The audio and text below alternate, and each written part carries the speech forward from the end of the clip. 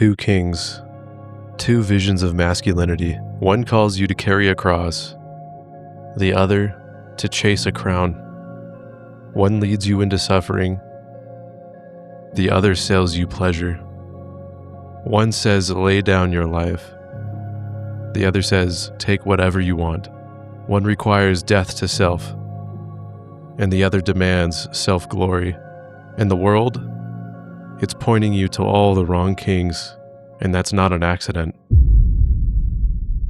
Why is it that we worship the wealth and status of these supposed alpha males and call it masculinity? Why is endless vanity and obsession with ourselves now considered virtue? We seem to have reduced manhood into this never-ending system of consumption and materialism, and we wonder why so many of us feel empty. And the goal always seems to be look good, stack cash, sleep around, and be a professional consumer with a six-pack. We glorify CEOs who cheat on their wives and destroy their families. We idolize men like Andrew Tate who justify adultery. And why? Because they're rich? Because they have something that the world has convinced us is worth selling our souls for? Because we fall for the same trap thinking that money will finally set us free, only to realize that it's enslaved us further into becoming the monsters that we promised ourselves that we would never become.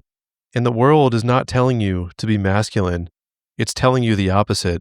And it's continually pointing you in that direction, telling you to be a coward and hide behind this veneer of wealth, this veneer of materialism, this veneer of consumption, thinking that you will find peace and comfort and all the pleasures and desires that the world around us tells us to give ourselves to. All these things that these people have, all the material wealth and status and possessions and everything that you think that you want, that you look at in these, TikToks and posts on social media, none of it is masculinity. None of it is anything you truly want deep down underneath all the noise. And I'm saying all this to show you exactly what's wrong with the world as it relates to how we view masculinity, right? All of this I'm making in response to this tweet that Andrew Tate posted, and I'll read it out for you here. It says, "Great way to put the nail in marriage's coffin.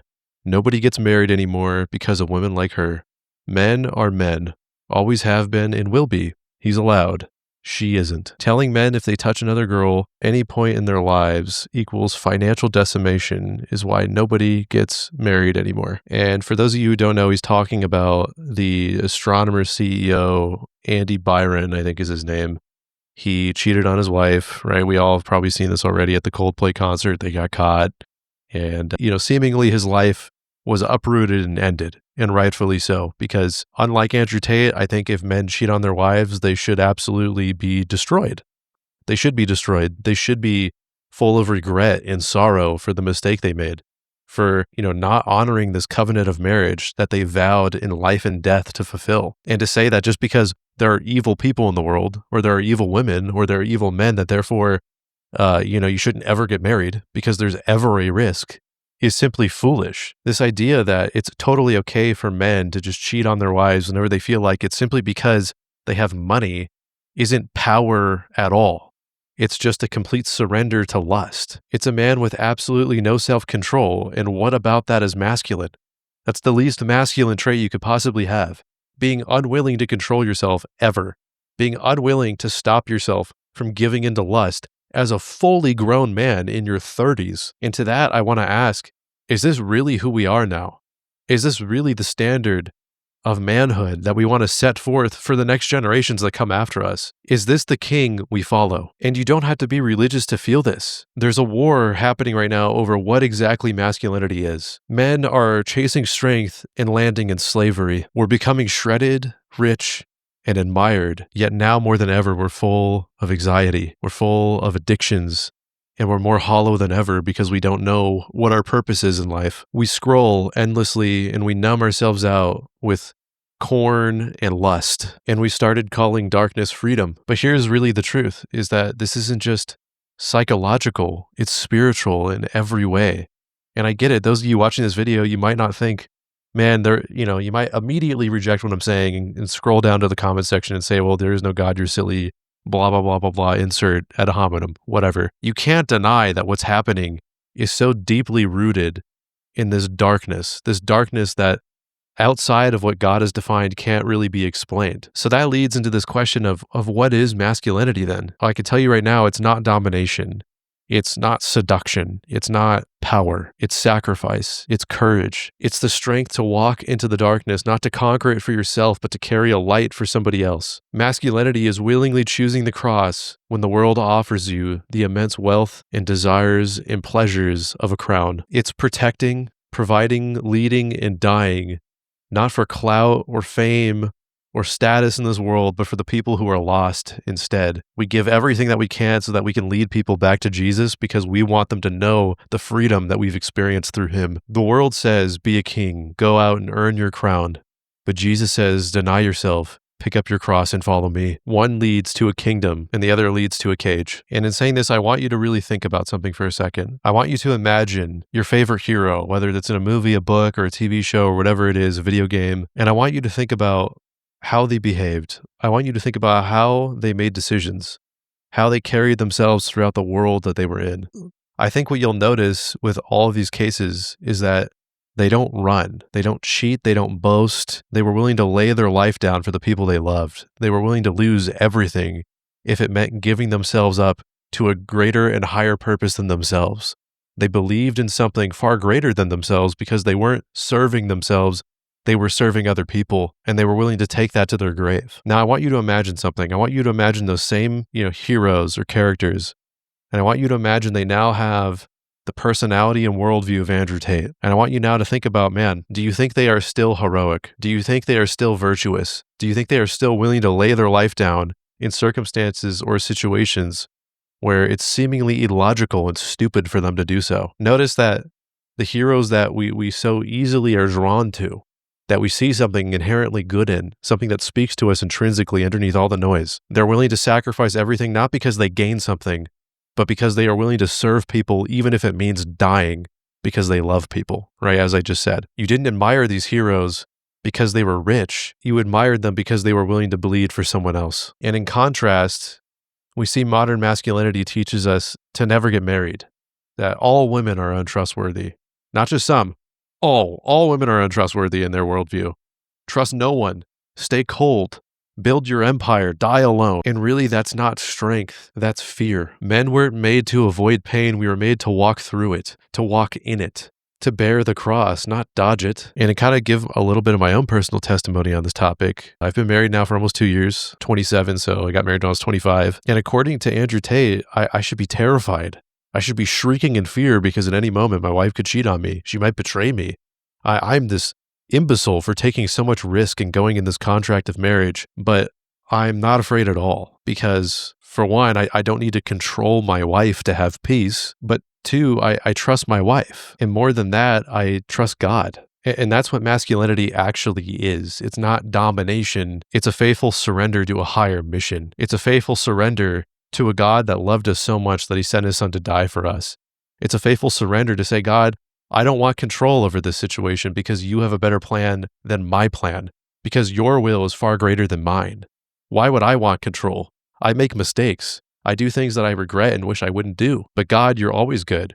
God always blesses and promises to take you to a place that's far better than anything you could hope to earn on your own. And in saying all this, I want you to reflect on this question. What kind of man are you becoming? Why do we cheer for cheaters but mock men who stay faithful? Why do we worship status but shame sacrifice? We've handed ourselves over to lust and called it freedom. We've drowned in corn and called it power. Jumping into the biblical portion of this video, I kind of wanted to go over Daniel 3.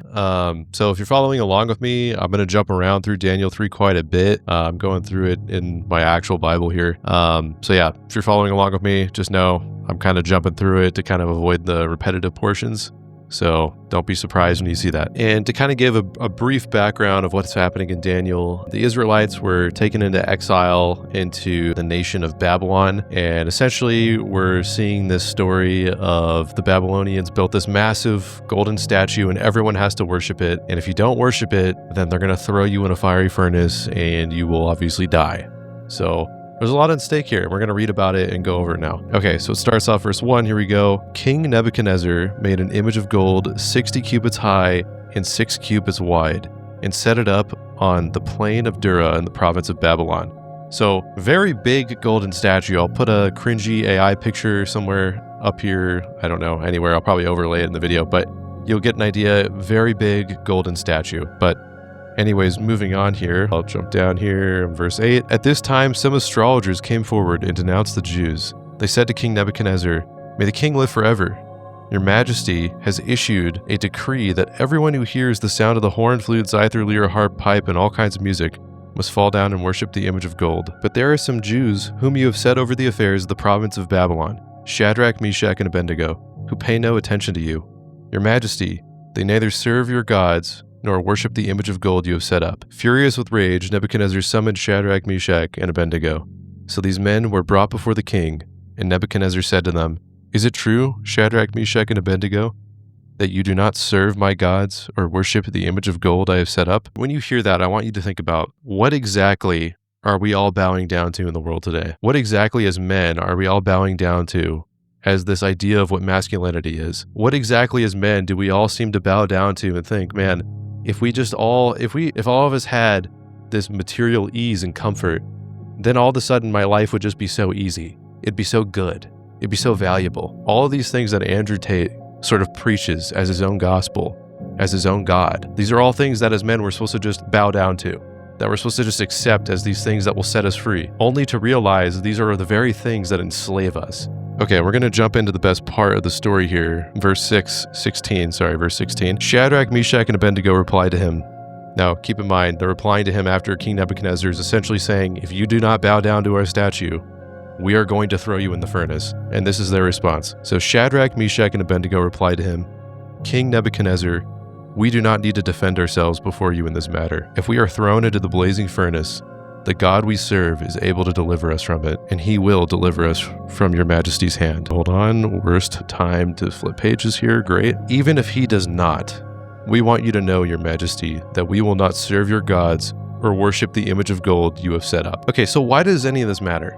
What is the point of me reading Daniel 3 and relaying it back to this video? Well, so many things in life as men are inherently risky, right? And I think the number one topic as it relates to this video is marriage. And we're told time and time again that you should just never go into a marriage. Like, going into a marriage doesn't matter. There's Christians that get married and it fails all the time. And that's not even true, by the way. That's statistically false. Know this, there's always going to be risk in life. There's always going to be scenarios where you go into it, and no matter how you would have done, no matter what you could have done differently, the same outcome would have happened, right? And that's really what, this kind of tough pill that a lot of us need to swallow, especially some people watching this video that are going to leave me some very lovely comments in the comment section down below. That if you don't trust in God, you cannot expect things to end in a way that's favorable towards you, right? Like that famous verse that's, you reap what you sow.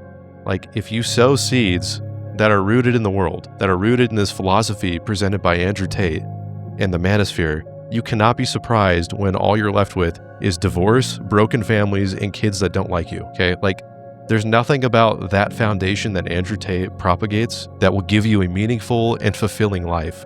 All it will do is rob you of all the things that you could have ever wanted. And all you have to do in return is surrender to Jesus. But anyways, we'll continue on the story here. Okay, jumping back into it. So this is King Nebuchadnezzar's response to Shadrach, Meshach, and Abednego having balls of steel here and saying, hey, go ahead, throw us into the furnace. It won't matter, because even if we die, so be it. But all right, going on here in verse 19. Then Nebuchadnezzar was furious with Shadrach, Meshach, and Abednego, and his attitude toward them changed. He ordered the furnace heated 7 times hotter than usual, and he commanded some of the strongest soldiers in his army to tie up Shadrach, Meshach, and Abednego and throw them into the blazing furnace. The king's command was so urgent and the furnace so hot that the flames of the fire killed the soldiers who took up Shadrach, Meshach, and Abednego, and these 3 men, firmly tied, fell into the blazing furnace. So with 100% certainty, they were in this furnace. They were in it. They were getting cooked, right? At least according to the people from the outside. But we continue on here. Then King Nebuchadnezzar leaped to his feet in amazement and asked his advisors, weren't there 3 men and we tied up, Weren't there 3 men that we tied up and threw into the fire? They replied, certainly, your majesty. He said, look, I see 4 men walking around in the fire, unbound and unharmed, and the 4th looks like a son of the gods. Nebuchadnezzar then approached the opening of the blazing furnace and shouted, Shadrach, Meshach, and Abednego, servants of the Most High God, come out and come here. So the most pivotal part, arguably, of Daniel 3, I mean, you could probably say the previous part I read, verse 16, was pivotal too, but point being, they were in the fire, They're in the furnace of life, and the furnace can represent any of the challenges that we face on a daily basis. The furnace, as it relates to masculinity, represents marriage, represents how we view wealth, how we view status, how we view all the things in the world that everyone around us is trying to convince us is inherently valuable and will set us free. The furnace represents everything that we face as followers of Jesus, right? So in my case, as it relates to this video, man, as I said earlier, I should be terrified. I'm married. My wife could cheat on me and divorce me in any second, but I'm not. Because I know that even if I walk into the fires of life, even if I walk into the fires of quote unquote marriage, I know that Jesus is going to be in the fires with me. I know that even if I burned in that fire, even if I walk into that furnace and I get cooked to a crisp, so be it. At least I was willing to walk into the furnace and face the fires of this world, knowing that no matter what, all the glory went to God, regardless of the defeat that I faced. Because what defeat did I really face? Yeah, sure, in the eyes of the world, I got burned to a crisp, but to God, I glorified him even if it meant losing my own life. I didn't settle for what all the people bowing down to some fake golden statue represents. I didn't bow down to the world. I said, actually, God, you're true. Everything you say is true, and everything that these people are bowing down to is fake and false and will never set you free. So in saying that, and I'm going to get to the closing part of the story here. What are we at here? I'll jump down to verse 28 here. It says, Then Nebuchadnezzar said, Praise be to the God of Shadrach, Meshach, and Abednego, who has sent his angel and rescued his servants. They trusted in him and defied the king's command and were willing to give up their lives rather than serve or worship any god except their own God. So you can see King Nebuchadnezzar totally flipped his perspective. And I say this part because some of you watching this video immediately hate what I'm saying. Immediately you're like, dude, I don't want to hear your Christian nonsense. I'm surprised you literally listened to me read Daniel 3 if you made it this far. But point being, there's still an opportunity for any of these manosphere type guys to turn their lives around. Even Andrew Tate. I don't hate Andrew Tate. I strongly disagree with him. I think the things he says are, not helpful and in a lot of ways can lead younger men astray. But I know that there is always an opportunity for people even like Andrew Tate to turn their life around and to surrender to Jesus and to stop living the life that they think is right for them and to stop living life according to their own flesh and to their own desires and to their own will, and to recognize that there's a God who's willing to walk with us in any fire of life that is thrown at us.